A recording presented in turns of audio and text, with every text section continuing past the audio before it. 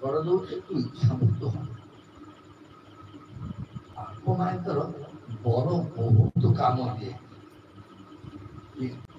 ବହୁତ ଜାଣିଥିଲେ ଯୁଧିଷ୍ଠିର ଖବର କହିଲେ ଆଜ୍ଞା ଆପଣ ଟିକେ ପାଣ୍ଡବମାନେ କୁହନ୍ତୁ ସେ ଟିକେ ଆସନ୍ତୁ, ୟା ପରେ ତ ମୋ ପରେ ସେମାନେ ରଜା ହେବେ ଯୁଧିଷ୍ଠିର।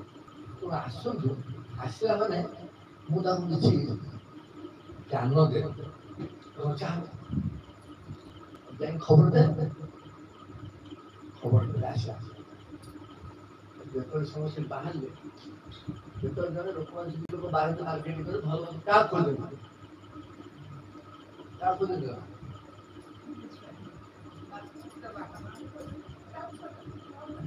ଜଣେ ଲୋକ ମାର୍କେଟ କରି ଯିବୁ ବୁଲିବାକୁ ଯିବୁ ବାହାରକୁ ସେ କାହାକୁ ଖୋଜିବ ସାଙ୍ଗ ବନ୍ଧୁ ସ୍ତ୍ରୀ ନା ନା ତା କଥା ମୁଁ କହୁନି ସ୍ତ୍ରୀକୁ ଖୋଜିବ। ନାଇଁ ନାଇଁ ଏଇଠି ଯେ ଆପଣ କହିଲେ ଯଦି ଧରନ୍ତୁ ସେ ଅନମ୍ୟାରିଡ ପର୍ସନ ହେଇଥିବେ, ତାଙ୍କର ତ ସ୍ତ୍ରୀ ନଥିବେ, ସେ କାହାକୁ ଖୋଜିବେ? ଦେଖି ଅନମ୍ୟାରିଡ ମୁଁ କହୁଛି ଯେ କଣଟା କଥାଟା ପଡୁଛି ଆମ କଣ ନା ଘରେ ଯଦି ଯାଏ ବାହାରକୁ ସେ କାହା କଥା ଖବର ପଡିଛି ଯୁଧିଷ୍ଠିର ପାଖରେ। ଯୁଧିଷ୍ଠିର ତ ଅନମ୍ୟାରିଡ ନୁହନ୍ତି ନା, ତ ବାହା ହେଇଯାଇଥିଲେ, ତାଙ୍କ କଥା ଏଠି ପଡିଛି। ସେ ସବୁ ଖୋଜିଲେ ଆମେ ଯଦି ଯିବା ବିଷ୍ଣୁ ପାଖକୁ ତାହେଲେ ଆମେ ସାଙ୍ଗରେ ଦ୍ରୌପଦୀକି ନେଇକି ଯିବା। ଦ୍ରୌପଦୀ ସେ ହେଉଛି ସହଧର୍ମୀ, ସେ ଆମର ଧର୍ମପତ୍ନୀ। କାରଣ ସବୁ ଆଇଲା ପରେ ଆମେ ଧର୍ମ କାର୍ଯ୍ୟରେ ସେ ସାହାଯ୍ୟ କରୁଛୁ। ଧର୍ମ କାର୍ଯ୍ୟରେ ଯିଏ ସାହାଯ୍ୟ କଲା ତାକୁ କୁହାଯାଏ ଧର୍ମପତ୍ନୀ। ଧର୍ମ କାର୍ଯ୍ୟରେ ସାହାଯ୍ୟ ନ କଲା ତା ପେତିନୀ। ଆଉ ପତ୍ନୀ ପେତିନୀ କାହିଁକି?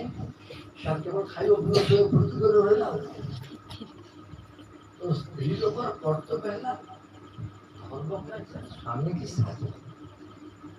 ସ୍ୱାମୀ ବାହାରେ ବୁଲୁଛି ସବୁବେଳେ, ତାର ବହୁତ କାମ। ଆଚ୍ଛା କହିଲେ ମା ଦିଦି ଘରେ ଠାକୁର ପୂଜା କୋଉମାନେ କରେ? ମା ମାନେ କରେ ନା ବାପା ମାନେ କରେ? ଗୋଟେ ପ୍ରମାଣ ହେଇଗଲା ଯେ ମା ମାନେ ସବୁବେଳେ ଠାକୁର ପୂଜା କରନ୍ତି, ଧର୍ମ କାର୍ଯ୍ୟ କରନ୍ତି। ତେଣୁ ପରିବାର ମଝିରେ ରହିଛି। ତେଣୁ ସେ ସବୁ କହିଲେ ଯଦି ଆମେ ଯିବା ତାହେଲେ ଆମେ ସାଙ୍ଗେ ଦ୍ରୌପଦୀକି ନେଇକି ଯିବା। ଡାକ ଦ୍ରୌପଦୀ। କିନ୍ତୁ ଦ୍ରୌପଦୀ ଡାକେ, ଦ୍ରୌପଦୀ ଆସିଲେ, ଆସିକି ଗୋଟେ ତାଚ୍ଛଲ୍ୟ ହସ ହସିଲେ। ଡାକିକି ଯିବ ତମେ ସେଠିକି, ଆଉ କଣ ସେଠିକି ଯିବ, କାହିଁକି ଯିବ? ନା ଭୀଷ୍ମ ପିତାମହ ଡକେଇଛନ୍ତି, ଚାଲ ଯିବା। ଆମକୁ ଜ୍ଞାନ ଦେବେ, ଆମେ ରଜା ହବା ନା। ଗୌରବ ନଷ୍ଟ ହେଇଗଲେ ଆମେ ରଜା ହବା, ଜ୍ଞାନ ନବା। ଜୟ ଜୟ ଜୟ।